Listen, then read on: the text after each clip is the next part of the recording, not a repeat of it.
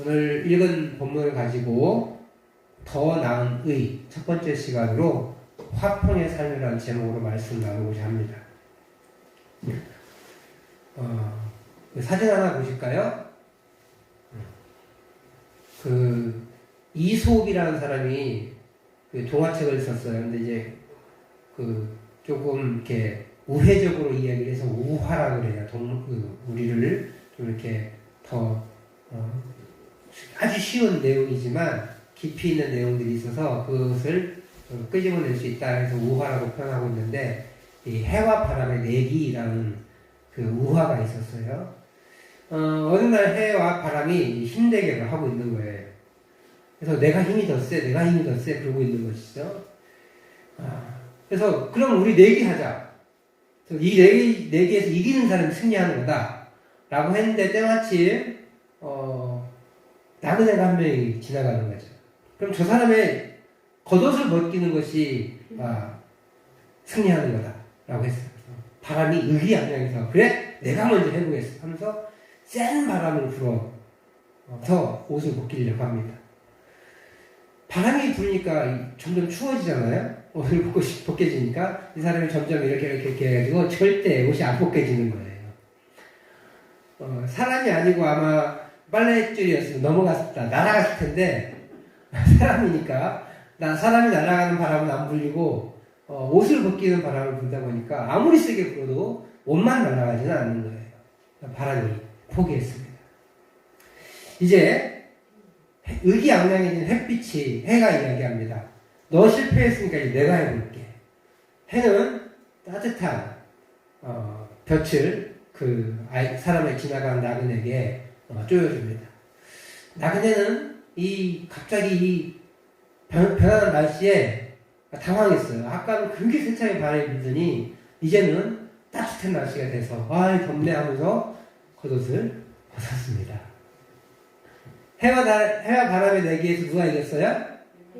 해가 이긴 거예요.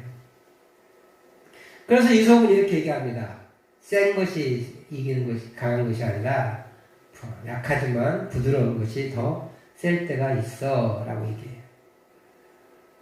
바람은 절치부심, 이제 복수할 기회를 엿보는 거예요. 그런데 해는 한번 이렇게 자기가 이겼잖아요. 자기가 힘이 세다고 생각한 거예요. 그래서 더 좋은 햇빛을 많이 보여줬어요. 그랬더니 새싹이 나고 우미 돋고 열매가 꽃이 피고 그 다음에 나비가 날아다니고 새들도 돌아다니고 벌도 이렇게 돌아다니면서 열매도 맺혀지고 너무 좋은 거예요. 사람도 이제 가볍게 외출도 하고 가볍게 옷을 입고 돌아다니면서 너무 행복한 나날들이 계속 있었습니다. 아이들은 신나게 뛰어놀죠.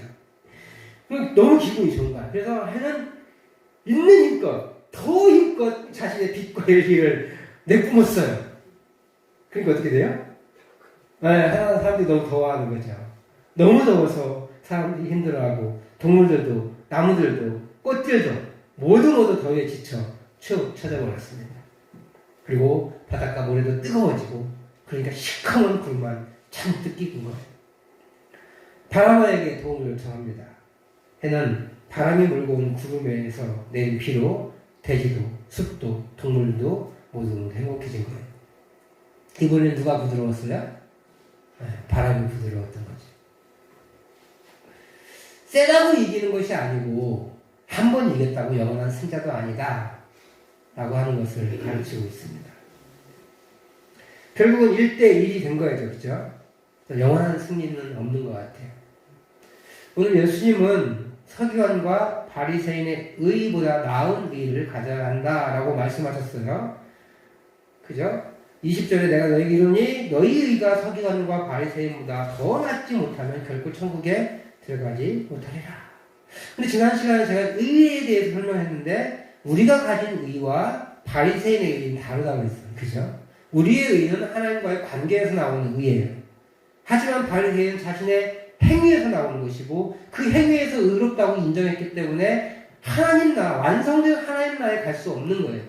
하나님과의 관계가 틀어졌기 때문에.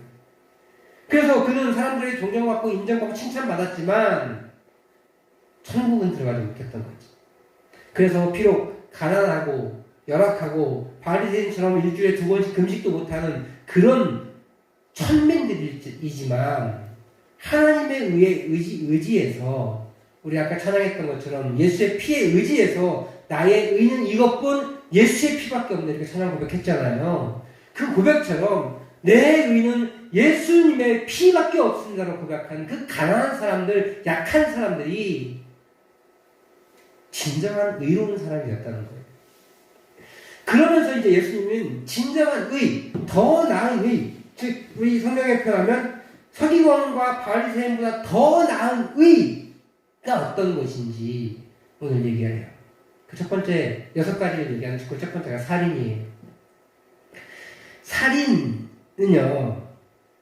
살인에 대한 계명 몇 계명이에요? 6번째 계명이에요. 그래서 저는 이렇게 외웠어요. 옛날에 그 권총을 6철포라고 그러더라고요. 6가지 계명이잖아요. 6번째 계명, 6철포로 살인하지 말라.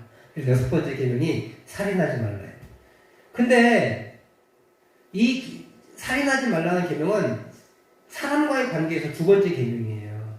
첫 번째 계명은 내 부모를 공경하라. 그래서 3강 5준에 나와 있잖아요. 그래서 5준에 있는 내 부모를 공경하라. 우리 주일학교 선생님이 가르쳐 주셨어요. 그러니까 하나님께서 인간에 대한 계명을 주실 때 가장 중요한 계명이 내 부모를 공경하는 거예요. 그게 첫 번째 계명이에요. 그리고 2번째가 살인하지 말라는 계명인데, 그런데 인간들 사이에서는 이 생명을 끊는 것이 가장 큰 계명처럼 느껴지죠. 그죠? 그게 가장 큰 범죄처럼 느껴지잖아요. 그래서 이 살인하지 말라는 사실 인간 세계에서는 가장 크게 느껴지는 계명이에요. 그 계명에 대해서 얘기를 하시는 거예요. 살인이라는 것. 살인은 사람의 목숨을 빼앗는 일이에요. 그러나 내가 생각으로 저 사람을 죽였어요. 그리고 그 사람을 죽여버릴까 결심했어요. 근데 그 사람은 그러면 감옥에 가야 안 가요? 안 가죠. 왜냐면 행동으로 옮겨지지 않았기 때문에 그렇습니다. 내가 생각으로 죽였다고 해서 우리는 살인자가 되지 않습니다. 그러면 하물며 미워하고 욕하는 정도는 절대 처벌을 받지 않아요. 요즘은 참고로 무고죄 같은 거 있죠. 그 다음에 무고죄라는 것도 있고, 그 다음에 뭐 이렇게 모욕죄라는 것도 있어요. 그래서 그것도 범죄에 들어갈 때가 있긴 하지만 우리가 오늘 이야기한 라가, 미련한 놈 이런 정도는 모욕적인 죄도 아니에요. 욕을 안 하시는 분들은 이게 굉장히 큰 욕인데 보통 야 이 목충아 뭐 이런 욕들은 얼마든지 하잖아요. 그리고 이 라가라는 단어는 뭔 말이냐면 비어있다 이런 뜻이에요. 사람한테 비어있다라는 말 무슨 말이겠어요? 우리 옛날 말로 야 이 골빈놈아 이런 거예요. 그러니까 그게 어떻게 보면 굉장히 큰 욕이긴 하지만 우리 일상에서 야 이 멍충아 골빈놈 이런 거 많이 하잖아요. 특히 친구들끼리는 뭐 그보다 더 큰 욕이 막 왔다 갔다 하잖아요.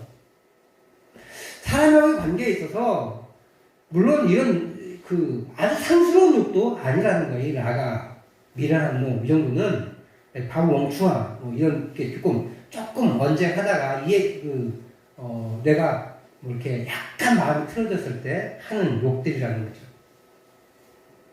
뭐 이런 거예요. 똥멍청이 이런 거 뭐 이런 정도의 수준일 것입니다. 그러니까 그거 가지고 막 재판에 가고 막 그렇지 않죠. 그죠? 그러니까 이 라가야, 이 골빈놈아, 이 미련한 똥멍청아 이런 욕은 아주 큰 욕은 아니에요. 그런데 우리 주님은 사람을 죽이는 것을 용하시면서 가벼운 욕설을 하는 것에 대해서 그것을 살인과 같은 중죄에 해당한다라고 가르쳐요. 더 나은 의를 가진 사람들은 이렇게 가벼운 욕설 이런 것들도 용납되지 않는다. 왜냐하면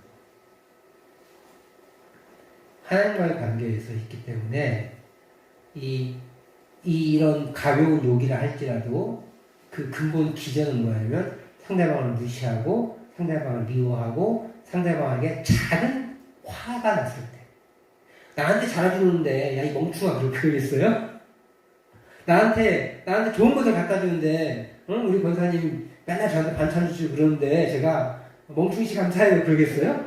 안 그렇잖아요, 그죠? 너무너무 고맙습니다 라고 얘기할 거예요. 내 마음을 담아서 그렇게 얘기하는 거잖아요. 나한테 잘해주는 사람에게는 그렇게 우리가 좋은 마음을 대합니다. 그런데 나한테 불편한 마음 끼치고 나를 어렵게 하는 사람에게 마음이 불편할 때 그렇게 가볍더라도 욕을 하는 거죠. 친구들끼리 장난삼아 하는 게 아니라. 바리새인과 서기관보다 더 나은 의를 얻기 위해서는 그렇게 상대를 무시하거나 경멸해서도 안 되고 아주 작게라도 미워해서는 안 된다라는 말이에요. 왜요? 미워하는 마음에서 뭐가 시작돼요? 살인이 시작되기 때문에. 이 작은 마음이 커지면 또 살인이 되기 때문에. 그래서 이 욕설과 분노의 마음, 그 마음도 하나님 앞에서는 문제가 되는 것이야 라고 말하는 것입니다. 그러니까 더 나은 의를 갖는다는 것이 얼마나 어려운 것인지 알겠죠. 바리새인과 서기관의 의를 도저히 쫓아갈 수 없다고 그랬는데 우리 예수님은 하나님 나라 백성으로서 이 바리새인과 서기관보다 더 나은 의를 갖는데 행위에서 멈춰지는 것이 아니라 내 속마음까지도 판단하시겠다는 뜻이에요.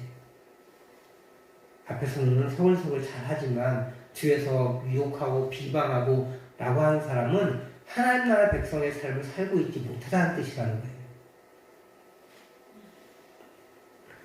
그러므로 그렇게 하나님 나라 제자로서 바리새인과 서기관보다 더 나은 의를 얻는 그리스도인들은 하나님의 화를 내는 게 싫어하시니까 그들과 불편한 관계에 있는 상태에서 예배할 수는 없다라고 말씀하세요. 그래서 예배 중에 제물을 드리다가 어떤 사람이 나한테 원망을 드릴 만한 일이 생긴 거예요. 그러니까 내가 어떤 사람에게 좀 해코지를 한 거죠. 안 좋은 일을 했어요. 안 좋은 마음을 이렇게 너 왜 아파? 야 끊어라 막 이렇게 했겠죠. 그게 마음에 걸리는 게 있으면 제사 드리다가 가서 그 사람하고 화해하래요. 두 번째로 내가 제사 드리다가 어떤 사람에게 돈 갚아야 되거나 아니면 어떤 물건을 전달해야 되는데 전달하지 않았어요. 그래서 그 사람이 나한테 오해를 살만해. 혹은 빚을 냈는데 갚지 못했어. 오늘 성경은 그래서 빚을 냈는데 내가 갚지 못했어. 그러면 어떻게 돼요? 그럼 감옥에 가게 되는 거잖아요. 빨리 갖고 오라는 거예요. 그 제사를 드리는 그 어간에 그렇게 있지 말고 빨리 그것부터 갚고 저 사람이 너 깜빵에 감옥에 갇히게 하기 전에 빨리 가서 문제를 해결하고 오라는 거예요. 근데 한번 생각해 보시죠. 예배자로 세워지기 위해서 그렇게 모든 문제들을 잘 고발받을 게 있으면 잘못을 빨리 용서받아야 되고 그들의 실체가 먼저 용서해줘야 하는데 그래야 그리스도인으로서 더 나은 의를 가진 사람을 인정받을 수 있는데 오늘 우리는 예배 드릴 때 조금 쉽지 않습니까? 그쵸? 물론 이제 작업복으로 오시진 않았을 거예요. 옷 정갈하게 입고 오셨고 몸도 씻고 오셨을 거예요. 땀 나는 대로 오시지 않고 그래도 조금 깨끗하게 씻고 이렇게 옷도 갈아입고 오셨을 겁니다. 그래서 저 같은 경우는 이렇게 양복을 입어서 만약에 밖에서 무슨 일이 생겼을 때는 아마 저는 바로 뛰쳐나가서 이거 안 하겠죠, 그죠? 옷을 갈아입고 어떤 일들을 처리해 나갈 겁니다. 그렇지만 진짜 급한 거면 이거 별거 문제가 안 돼요, 그죠? 이거 빨면 되니까 큰 문제가 안 되는 거예요. 그러니까 우리가 예배 중간에 무슨 문제가 생겨서 그런 일이 생겨서 하나님께서 강한 마음을 주셔서 가서 문제를 해결하고 돌아오는 건 큰 문제가 안 돼요. 더더군다나 옷이 깨끗하기 때문에 남들과 관계를 맺었을 때 그렇게 거추장스럽게 더럽게 보이지 않았기 때문에 더 문제가 되지 않습니다. 그런데 이 당시 제물을 드린다는 건 달라요. 제물을 어떻게 해요? 우리 레위기 지난간에 묵상했던 것처럼 번제를 드리려면 동물을 끌고 와야 돼요. 그리고 그 번제의 그 동물의 제물에 대한 안수를 해야 돼요. 그리고 그 제물을 그 양이든 염소든 소든 자기가 잡아야 되는 거예요. 그럼 소 잡아보셨어요? 저도 소 잡는 건 못 봤는데 돼지 잡는 건 직접 봤거든요. 손에 피가 안 묻을 수가 없어요.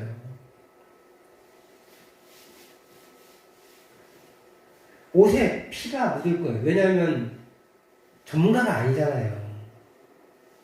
그렇기 때문에 뭐 이렇게 양이 뭐 잘 이렇게 죽어주겠습니까? 칼에 찔리면 발버둥도 치고 목도 이렇게 흔들고 그다음에 피도 칠 수 있고요. 또 피를 잘 받아서 제사장에 드려야 되기 때문에 손에 피가 묻을 수밖에 없어요. 양의 껍질을 벗겨야 돼요. 양털 다 벗겨야 돼요. 내가 벗겨야 되는 거예요. 제사장이 벗겨주지 않아요. 그리고 고기에 각 부위를 잘라야 돼요. 각을 뜬다는 말은 부위별로 잘라라는 뜻이에요. 그럼 손에 피가 묻고 옷에 피가 묻고 그런 상황에서 누군가 화해할 일이 생기면 그거 제쳐놓고 가라는 거예요. 굉장히 번잡스러운 일이에요. 그런데 우리 주님은 지금 뭐라고 얘기하냐면 제사를 드리는 게 중요한 것이 아니라 너의 마음이 정결한 상태에서 깨끗한 상태에서 하나님과 만나는 것이 더 중요하다. 그러니까 그 사람과의 관계를 회복하고 문제를 해결하고 돌아오는 것이 더 좋다라고 말씀하고 있는 거예요. 이것이 바리새인과 서기관보다 더 나은 의의 삶입니다. 미워함을 그치는 것을 넘어서 화해까지 이어져야 하는 거예요. 사랑으로 나가야 함을 보여줘요. 그래서 주님은 43절 이하에 원수를 사랑하라 라고 가르쳐요. 이 43절 이후 말씀은 그때 가서 자세히 살펴보기로 하고요. 이 나를 어렵게 했던 사람, 그 사람에 대해서 그리고 내가 어떤 사람을 어렵게 했다면 힘들게 했다면 예배드리는 것보다 더 중요한 게 그 사람과의 관계를 회복하게 하는 것인데 그렇게 그것이 중요하고 그랬을 때만이 진정한 예배자로 세워지고 그랬을 때만이 진정한 더 나은 의를 가진 사람들이 되는 것이다 라는 거예요. 근데 이게 가능해요? 어렵죠. 아니 불가능합니다. 우리가 바리새인들의 의도 따라갈 수가 없는데 그런데 예수님은 바리새인보다 더 나은 의를 우리에게 요구하시는데 우리의 생각까지, 우리의 마음까지도 깨끗해야 한다는 거예요. 그래야 진정한 하나님 나라의 백성으로서 바리새인과 서기관보다 더 나은 의를 가진 사람들이다 라고 말하는 것이죠. 사랑하는 성도 여러분, 율법은요 사람의 목숨을 직접 끊거나 끊으려고 시도했을 때, 즉 행동으로 옮겼을 때 그 죄가 인정되고 죄에 대해서 처벌받습니다. 그러니까 아무리 죽이는 연습을 많이 했어도 행동으로 옮기지 않았고 들키지 않았어요. 그러면 바리새인과 서기관 입장에서는 자신들은 의인이에요. 직접 들이지 않았으니까. 막 미워하는 감정이 막 불불 끓고 저놈 새끼들 반드시 죽여버릴까 막 이런 악화심정으로 끙끙 앓고 살고 있을지 몰라도 이 사람들의 행동을 옮기지 않았기 때문에 의인이라고 말할 수 있다는 거예요. 그런데 예수님의 제자들은 끙끙 앓는 것이 아니라 아주 나쁜 놈, 이 한마디면 이미 하나님 나라 관계에서 더 나은 의를 획득할 수 없다는 거죠. 율법의 배부가 어마어마하게 넓어진 거예요. 예수님이 율법을 폐기한 게 아니라 사실 정말 더 많이 넓혀버렸어요. 그래서 죄인 아닌 사람이 없게 만드셨어요. 구약에서는요, 죄인 아닌 사람이 만들어질 수 있었어요. 죄를 안 지으면 되니까. 나는 의인이야 라고 주장할 수, 하나님 입장에서는 그게 의인이 아니지만 의인이라고 주장할 수 있는 사람들이 있었다고요. 근데 신약으로 와서는 의인이 아닌 사람, 아니라고 주장할 수 있는 모든 근거를 완벽하게 차단해버렸어요. 그래서 더 예수의 피밖에 나의 의가 없습니다라고 고백하게 만드신 거예요. 이전까지는 행동하지 않으면 죄가 아니었는데 이제는 우리의 마음의 상태까지 살펴봐야 한다는 것이, 우리가 가볍게 한 욕설 한마디까지 살펴봐야 되었습니다. 서기관과 바리새인보다 더 나은 의를 얻는다는 것은 이렇게 우리의 마음까지도 정직하고 미워하는 마음이나 무시하는 마음을 가져서는 안 된다는 것입니다. 그러니까 단순한 율법주의로는 더 나은 의를 얻을 수가 없습니다. 오직 하나님과의 회복된 관계에서만 나올 수 있었습니다. 우리 사진 한 장 볼까요?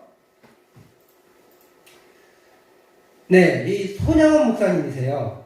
사랑의 원자탄이라는 이 글의 저자가 주인공이신데, 이 손양원 목사님이 자신의 두 아들을 살인한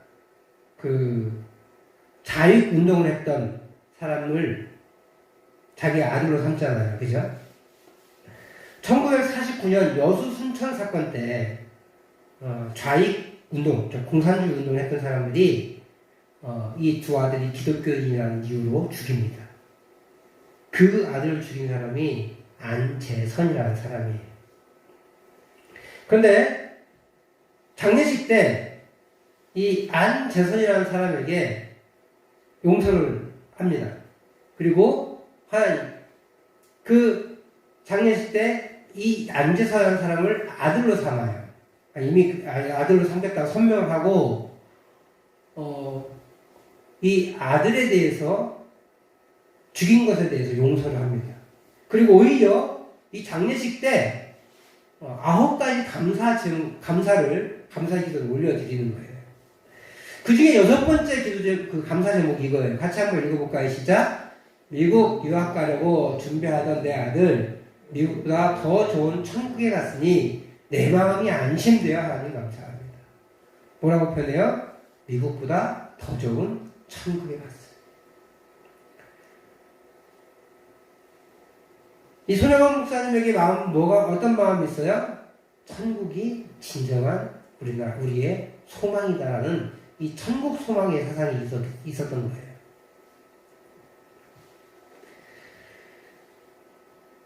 그래서 그분은 그렇게 하나님의 은혜를 누리며 감사할 수 있었어요.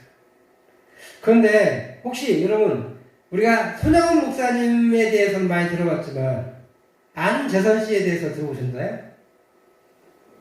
거의 없으실 거예요. 이 안재선 씨는요, 그의 아들이 되었습니다. 처음에는 말도 안 된다고 반대를 했죠. 아가 미쳤냐고 당신 막 그러면서 욕도 하고 막 그랬어요. 근데 손양원 목사님의 마음이 진심인 걸 알고 아들 되는 걸 기꺼이 받아들였고, 그 아버지의 권유로 이제 신학교까지 갑니다. 근데 너무 행복하게 사람들에게 칭찬을 받으면서 이 신학 공부를 했나 봐요. 근데 중간에 이 신학 공부를 포기해요. 누가 드러날 때마다? 손양원 목사가 드러날 때마다. 사랑의 원자타, 두 아들을 죽인 원수를 사랑한, 이렇게 하면 자기잖아요. 그래서 그가 신학을 포기합니다.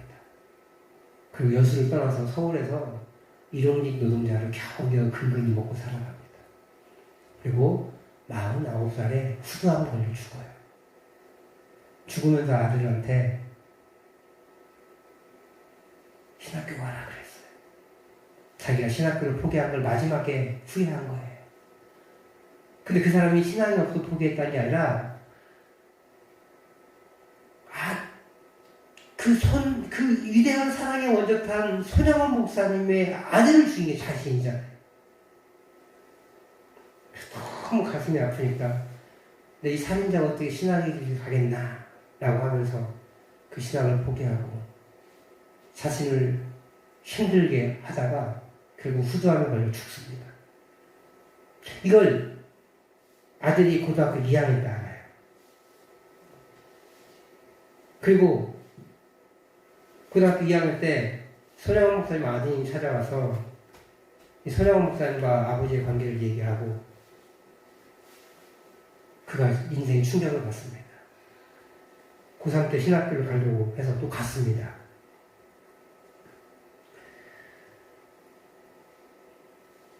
그분도 중간에 신학교를 포기해요. 살인자의 아들이 어떻게 목회를 할 수 있을까? 저분이 드러나면 드러날수록 그 두 부자는 죽어가고 있었던 거예요.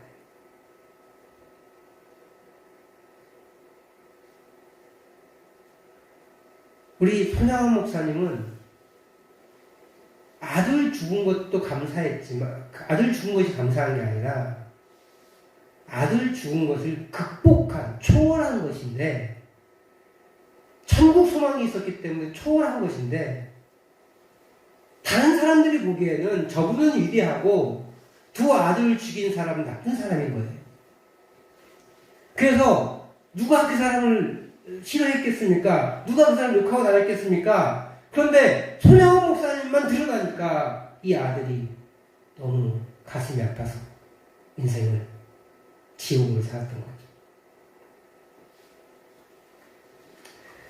우리 목사님이 이 감사할 수 있었던 이유가 뭐예요? 저렇게 천국 소망이 있었기 때문에 그래요.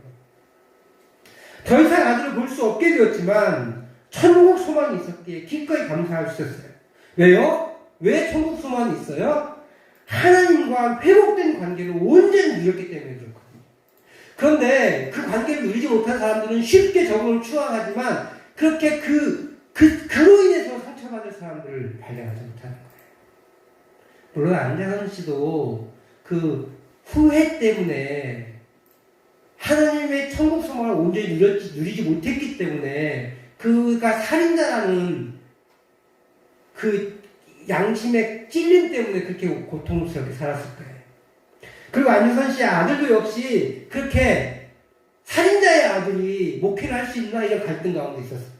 지금은 잘 회복해서 목회의 길을 잘 가고 있습니다. 그리고 인터뷰도 하시면서 간증도 하고 그러신 것 같아요. 이 손양원 목사님은 하나님과의 온전한 관계가 회복되었기 때문에 그가 원수를 아들로 삼았고 그의 마음을 변화시켜 그 관계가 회복되었어요. 아들로 내가 삼았다고 해서 그 상대방이 인정하지 않으면 그게 아들이겠어요? 근데 처음에는 엄청 반대를 했어요. 그리고 막 비아냥거리고 저주하고 막 그랬어요. 근데 그가 끝까지 이 손양원 목사님의 사랑에 감격하여 진짜 아들이 되고 그 신학교까지 가게 됐는데 그는 그 이후에 사람들의 무분별한 분별력 없는 그 말 한마디 때문에 상처가 되고 지옥의 삶을 살게 된 것이죠. 하나님 나라의 백성으로서 더 나은 의를 얻는 사람들은 내가 중심이 되지 않습니다. 오직 하나님이 중심이 되는 거예요. 그러다 보니까 손해보는 일도 기꺼이 감수해요. 손양원 목사님 두 아들을 죽었을 때 뭐 기뻐 놔뒀겠어요? 그렇지 않았겠죠. 가슴이 미어졌을 거예요. 그렇지만 아들을 생각하면 안타깝고 속상하지만 하나님을 바라보면 하나님께서 저 제 선인을 더 사랑하시나 보다. 나한테 그런 마음을 주셨던 거 보면 이 아들을 사랑하고 이 아들을 예수 믿게 하려고 하시나 보다. 거기에 초점 맞추다 보니까 그 영혼이 불쌍한 거예요. 그 영혼을 기도했고 그 영혼을 끝까지 사랑했던 거예요. 쉬운 일이었겠습니까? 마음이 아주 편했겠습니까? 어쩌면 손양원 목사님의 마음 안에 막 지옥 같은 일이 일어났을지도 몰라요. 볼 때마다 내 두 아들 죽인 놈인데 막 그런 마음이 불쑥불쑥 안 올라왔겠습니까?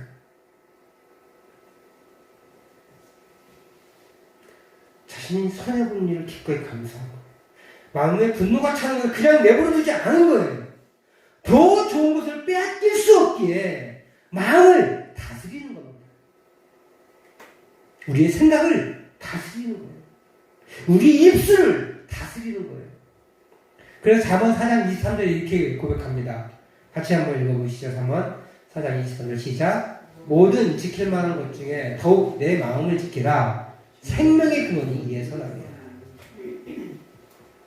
마음을 지킬 때 생명의 근원이 나옵니다. 하나님 나라를 사는 사람들은 미움과 다툼을 멀리합니다. 왜냐하면 하나님 나라를 손해볼 수 없기 때문에 그래요. 내가 미워하면 미워할수록 하나님 나라를 살 수 없기 때문에 우리의 마음을 다스리는 거예요. 무엇으로 다스릴 수 있어요?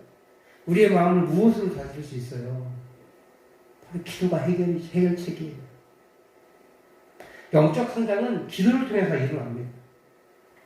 어느 소장훈 목사님이 막 울드는 거에 가슴을 치면서 아이고 주님.